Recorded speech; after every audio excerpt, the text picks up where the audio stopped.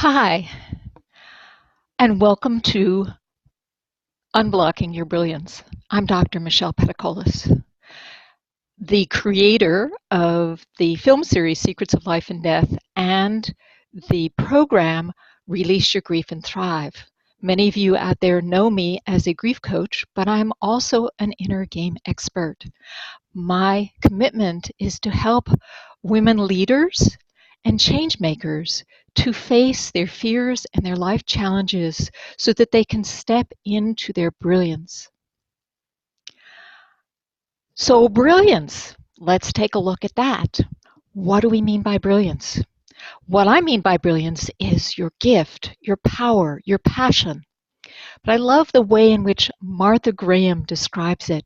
She says, there is an energy, a vitality, a life force, a quickening that is translated through you into action. And since there is only one of you in all time, this expression is unique. And if you block it, it will not exist in any form, ever. She says it's not our business to decide or to judge whether this expression is important or valuable or how it compares with anybody else's expression. She says, our business is to keep the channels open. So let me ask you, is your channel open or is it blocked? Thought leader Marianne Williamson says that our deepest fear is not that we're inadequate. Our deepest fear is that we are powerful beyond measure. Is that your fear? Are you afraid of showing who you truly are? Do you play small and safe? Do you struggle with self-doubt? Do you distract yourself with being overcommitted, overwhelmed, overstressed? Do you put other people's needs before your own? Well, if that's yes, you're not alone. A medical expenditure panel discovered that in the United States, 1 out of 6 people are on some sort of psychiatric drug, either antidepressants, anti-anxiety medications, or tranquilizers. And that doesn't even account for all the people who are self-medicating through drinking and drugs and overeating and video games and texting and Facebook and staying really busy.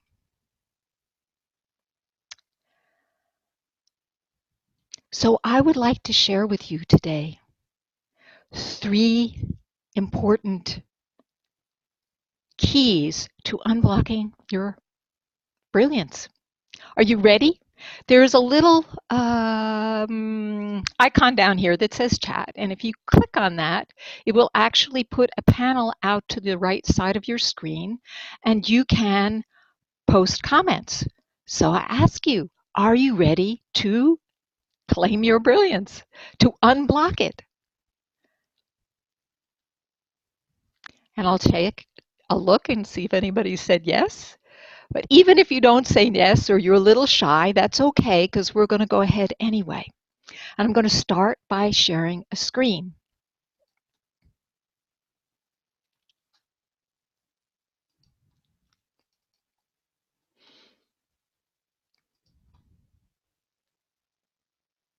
So there are 3 keys to unlocking your brilliance. And the first key, interestingly enough, is brilliance itself. That is, as we connect with our gifts, with our connection to source, we actually boost our brilliance. And when we're in this state of brilliance, we are actually, things happen easier. There is a flow. There is what the entity Abraham, who is channeled by this channeler Esther Hicks, calls the vortex. But it's also called being in the zone. So when we are connected with who we really are and what we're really meant to be doing, we are really boosting that brilliance. Then the next key is the body. So we come into this three-dimensional plane brilliant. Already this seed ready to burst forth and have a huge impact in the world. We come into the body. The body is this amazing mechanism, this amazing creature that our vehicle through this three-dimensional plane. It is self-healing, it is mobile, it's dexterous, it's really smart and has just amazing capacity. And if you take really good care of it, it will last you a lifetime. It does, however, have its own agenda. And that agenda, the primary agenda, is to keep it alive. So it's really concerned about getting enough air and getting enough food and staying safe.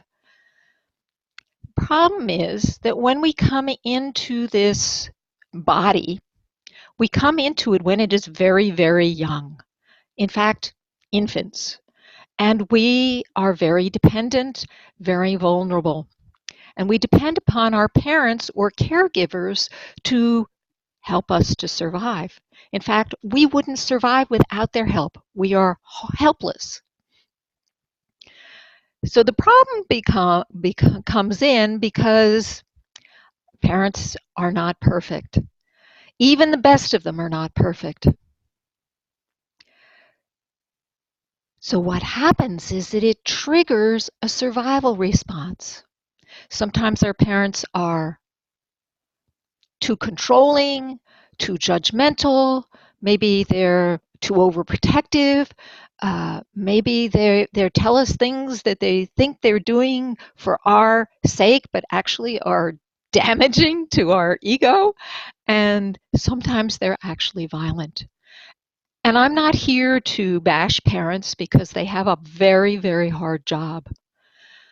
And oftentimes what they bring into their actions around their children were perpetrated on them by their parents, which went back generations and generations.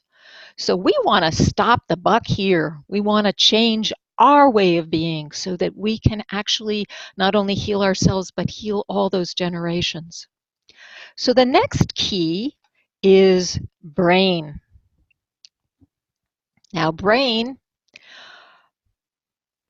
is part of the body, but it often thinks it's on top of everything. Now, you might have noticed that I put brilliance on top, but oftentimes brilliance gets tamped down when the body goes into that survival mode. Because when the body's in survival mode, it goes into the lower brain and it triggers a very rudimentary response of fight, flee, or freeze. Now, the brain wants to help out the body. The brain wants to protect the body from even having to go through fear. So it comes up with some plans and ideas for how to protect the body. These are called patterns, behavior patterns, and they can be things like being super pleasing, or being a big accomplished performer, or a self-soother, or a controller, or a shapeshifter, somebody who changes their appearance all the time. And these are patterns of behavior that can protect us from the unpredictability of our parents' behavior. I would like to share a little bit of my own story so that you can understand how this dynamic unfolds. So I was born into a family, very young mother, two other sisters. I was the third born. That's me in the middle. And because my mother was young and inexperienced, she wasn't able to step up to the plate and give me what I needed. So I didn't bond with her. Now, I have to say, I don't even know if she bonded with her other two daughters, but I know that I didn't bond with her. I bonded with my father. And he was wonderful, and it was blissful, and I felt protected, and I felt loved, and I felt cared for. But he was working in the military at that time. And when I reached the age of 2, he was transferred to Japan. Now, I don't know how long he was gone, but it was long enough for me to be really upset and then to learn to tamp down my feelings and then to lose my trust in myself, in my brilliance, in my father, and in the universe. And so what happened was the brain came in with an idea. It said, hey kid, you're not good enough. That's why your father left. So here's what we're going to do. We're going to figure out what other people want and give it to them so they give us what we need. So I became a people pleaser. And this worked really, really well for a long time. National Honor Society in high school, Phi Beta Kappa in college, and one of 2 graduate students in my class to get her PhD. There are very good aspects to some of these patterns that we learn. Being able to understand what is going on with other people. Then I got into my first job. I was a college professor at a small Catholic college in Minnesota. And of course, I did everything. I joined the faculty committees. I took teacher training evaluation. I taught night classes. I taught adult ed classes. I even taught new classes. I even coached the women's cross country team. But guess what? My students needed me to lead. And all I really knew how to do was please. So I lost that job. And I have to tell you, I was devastated because my plan didn't work anymore. My programming, it failed. I got sick. I got depressed. I didn't know what to do. So my brain came in and said, I have an idea. This is what we're going to do. We're going to only work for people who need us more than we need them. So not only had I been tamping down my brilliance, but now I tamped down my education, my intelligence, my skills, my gifts. And this worked for a while. And then my husband left me. There was that abandonment, just like my dad. Only he really went away for good. And so my brain came in and said, okay, kid, this is what we're going to do. We're going to join a spiritual community where relationships don't matter. The only relationship that matters is with the divine. And so I went off to New Mexico to a retreat high up in the Manzano Mountains. And guess what? This spiritual practice actually reconnected me to my brilliance, and it opened my heart so that by the time my current husband showed up, I was ready for love. However, that was not the end of the story. Everything was blissful and fine as long as I was out at the spiritual retreat. But when I got back into the real world, oh my goodness, that brain kicked in. Because you see, when I was in that spiritual place, brain was offline. I was in this higher state, this higher consciousness. But in the real world, you actually need your brain to be functioning in order to get along. So my brain came in with all these fears and worries, and it was triggering my body to get nervous. And I realized, fortunately, that I had a problem, that I needed to change my programming.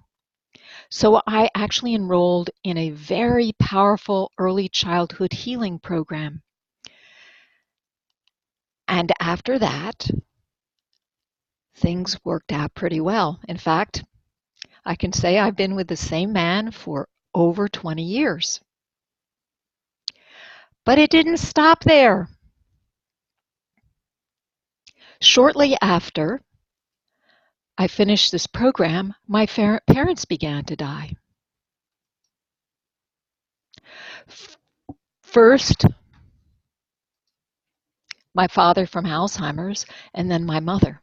Now, the good news was that I was able to say goodbye. I was able to clear up business. The bad news was, oh my goodness, I could now feel my feelings, and they were intense. I was blown away. Oh my. But you know what? I didn't run away from them. I didn't tamp them down. This time I got curious. And that led me to create my documentary film series, Secrets of Life and Death. Now, I had never made a film before, and I was scared out of my mind. But you know what? I moved forward because there was something about the realization that death was lurking, was stalking me, that gave me the courage to move forward, even though I had no idea what I was doing. And after I even joined hospice so I would understand what this process was, what this death was about. And after finishing my first two films, I got a grant from the Lloyd Symington Foundation to take my films to the cancer community, where I helped people and worked with people who were dealing with death, grief, and loss every day. And so what I realized and what I discovered was that death, like I had said before, it made me aware and it gave me the courage to say, oh, I need to do something more. I need to make something out of my life. I need to leave a legacy. There's a hospice nurse. Her name is Bronnie Ware. She wrote a book called The 5 Regrets of the Dying. You know what the number one regret of the dying is? The number one regret is not living a life true to yourself, living a life that somebody else has set out for you. So let's go back to our 3 pillars. Brilliance, body, and the brain. So what I learned from my experience at the spiritual retreat and then leaving the spiritual retreat is that they need to be in harmony. They need to be in balance. So let's see how we can work on each one of these. Brilliance. Being at the spiritual retreat got me in touch with my brilliance. Spiritual practice can do that. My spiritual teacher said, 50% to spirit and 50% to the world. That's a pretty hard ratio, but it's true. After I finished my first summer, it was 2 months long, I had an amazing experience. Remember what I talked about when you are in your brilliance, you get into that space, that vortex, that zone? It was on a break between the summer camp and the summer extension. And I had plans to take a group of other Sufi students, it was a Sufi practice, to a Native American harvest dance up in a pueblo called Acoma, or Sky City. So we got in my old VW van and drove to Albuquerque to pick up another student. And while stopped there, my van stopped working.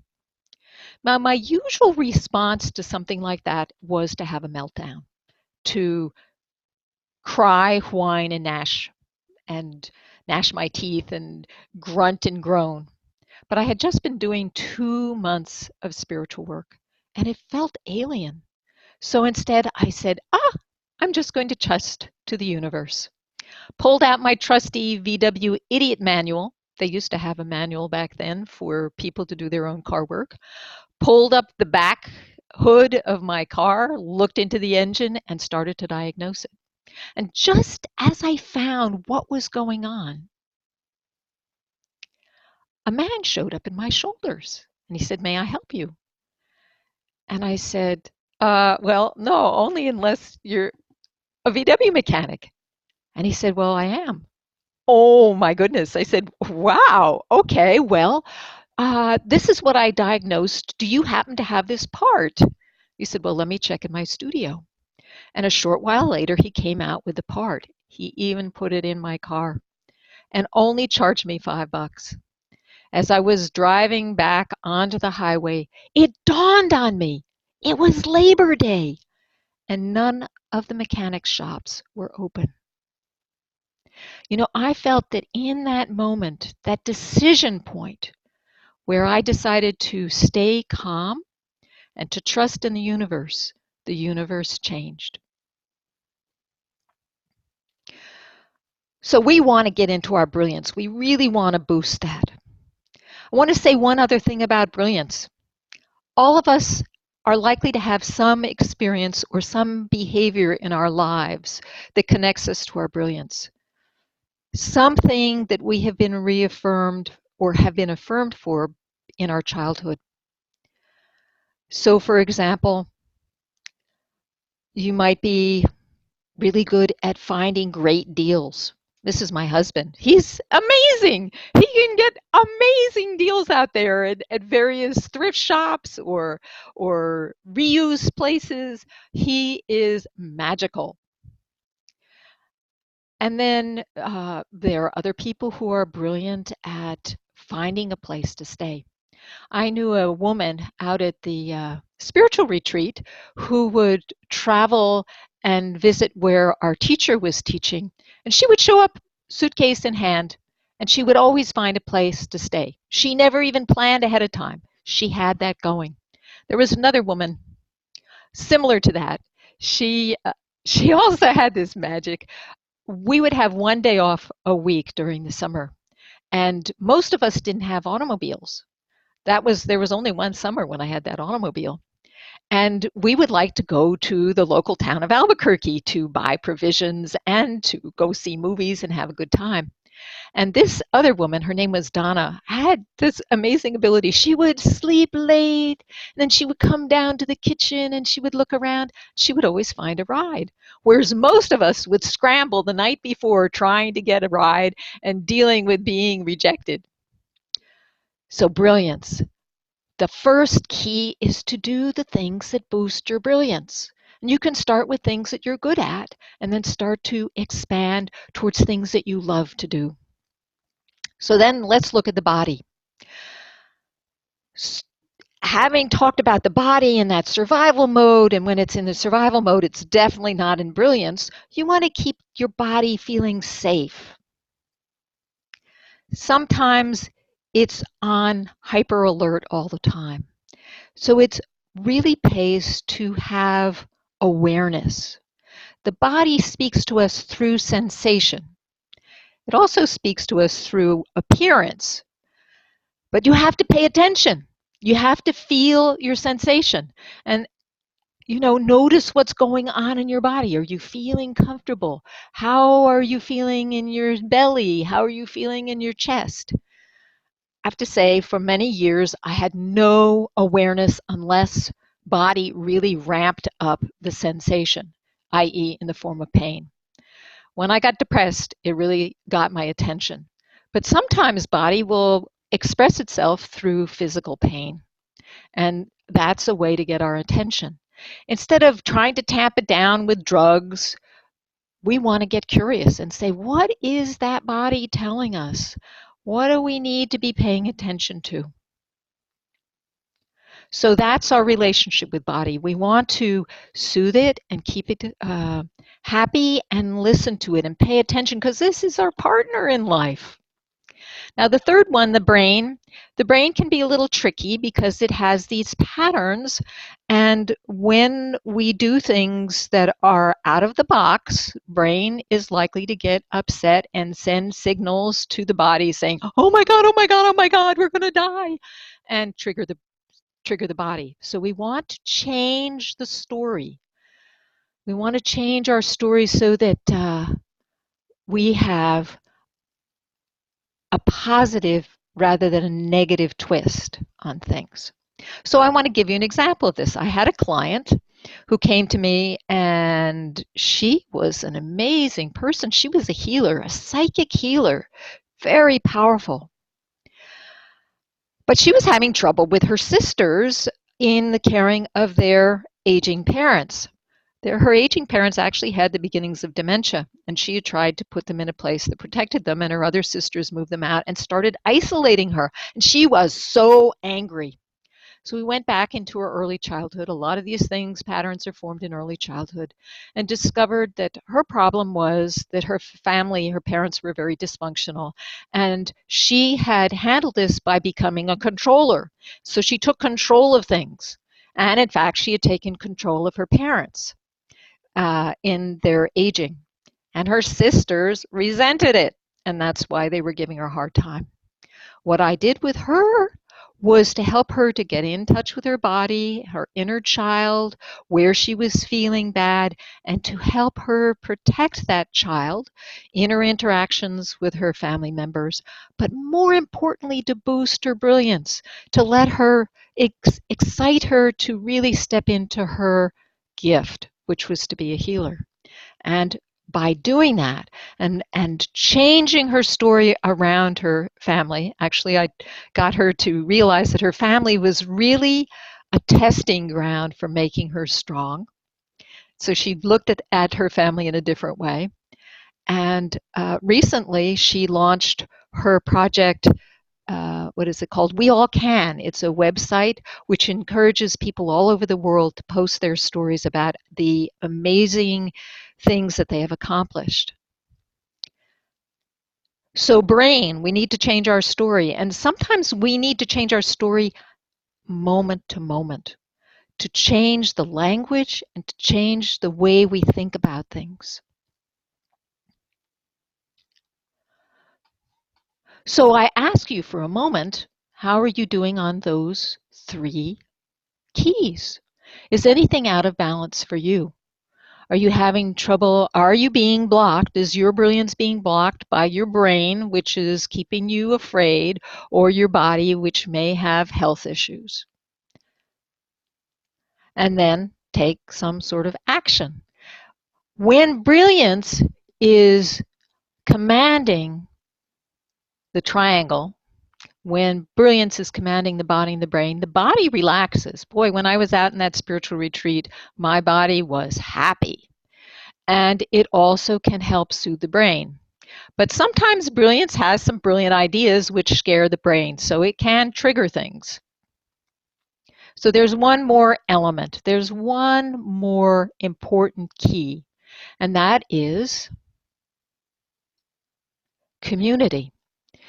These three pillars exist in a container we call community.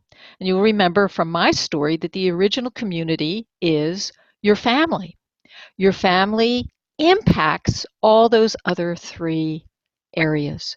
Your family may even cause you to tamp down your brilliance because they may feel, oh, you want to become an actor, and they don't feel that safe. They want you to become a school teacher, something that's safe. Or they say things inadvertently like, oh, you can't sing, or you're not good at math. And they instill these little messages of poison. These are often unconscious beliefs, and they have a huge, huge impact on our behavior, on how we act. And that's what gets triggered when we try to step out of our system, our usual way of functioning. Community, however, can be really great for supporting us, for really helping us to step into our power. It can provide us with resources, it can provide us with emotional support, it can provide us with guidance. Problem is that until we work on the dynamic of the body and the brain, we are likely to choose the same community. So I'm coming back. Hi. And I want to ask you, what is going to be your next step? Are you ready to step into your brilliance? What do you need to change? And then I want to ask you, would you like some help? I've just found that it is really hard to do this sort of work alone because the brain is so powerful that it really can keep us stuck and spinning our wheels. So I want to give you an opportunity, a step. I see myself as a dream catcher. And you know what? I realized I've been doing this like forever. Even before my parents died, I had a TV show called On the Edge, and it was all about people stepping into their true power and purpose. Way back, even before I made my documentary. This is my mission, is to help other people to step into their brilliance, to connect with their divinity. So at the end of this month, starting on January 30th, same time, 5:30, I'm starting a 5-part workshop series called Release Your Brilliance. So we're trying to unblock it, and now we want to really get it out into the world. So it has 5 weeks of workshop, and this workshop is going to help us to work on boosting our brilliance, our connection to divine, connection to our gifts, and it's going to help us to work on taming the beastly body and also shifting the bossy brain so that that all works in harmony, and also create the community that you need to support you. As I said, the problem is that when you don't solve these early issues, you often choose a community that is going to reflect what you expect. So if you expect to be treated badly, that's the community you're going to attract. If you expect to be rejected, that's who you're going to attract. In this community, we're going to be all focused on helping to boost your brilliance. So the first 2 weeks are on boosting brilliance, on the specific steps that you can take to lift your energy, because when you're in that place, it's so much easier to do the other things. So 2 whole weeks, finding out what your gifts are and how you already are brilliant, and what kind of actions you can take on a daily basis to help you to stay in that state. And then the next 2 weeks are on the body and the brain. How can we help keep the body feeling safe? And what do we do when the body's triggered? How can we release the emotional energy without getting bogged down? And then we're going to work on the brain. How the brain jumps in, and how can we change the story? How can we practice our thoughts so that they are always empowering? How do we change our language? How do we change the story of our life so that we don't see ourselves as victims? And then in the last week, we're going to work on bringing it all together and making sure that when you go out into the world after this is over, that you have a support system set up and a plan for moving forward with a momentum. I know a lot of you, um, you say, well, I've read a lot of books. I've done a lot of work on myself. Well, my belief is that it's not over until you're dead. It's a work in progress. Also, yes, reading books is good. Watching YouTube videos is good. Watching free webinars, all good. And what I have found is that there is nothing like having a true mentor to keep you on track, to see your shadows, to see the blind spots. And that's what I want to offer you, is a way to see your blind spots and to move forward, to get the support you need. A while back, I wanted to improve my drawing. Maybe some of you have seen the cartoons that I've made. I wanted to improve my drawing, and I had looked at the books, I had looked at the YouTube videos, I wasn't getting it. There was nothing like taking a class from a real teacher, an artist who showed me how to hold the pencil. But you know what? Most importantly, he taught me how to see. And that's what I want for you. I want to teach you how to see. So this program is for those of you who are ready to stop playing small and step into your power, who are tired of spinning your wheels, who are tired of being overwhelmed and stressed and overcommitted, who would like to take better care of yourself and to have more success with more ease. So are you ready to step into your brilliance?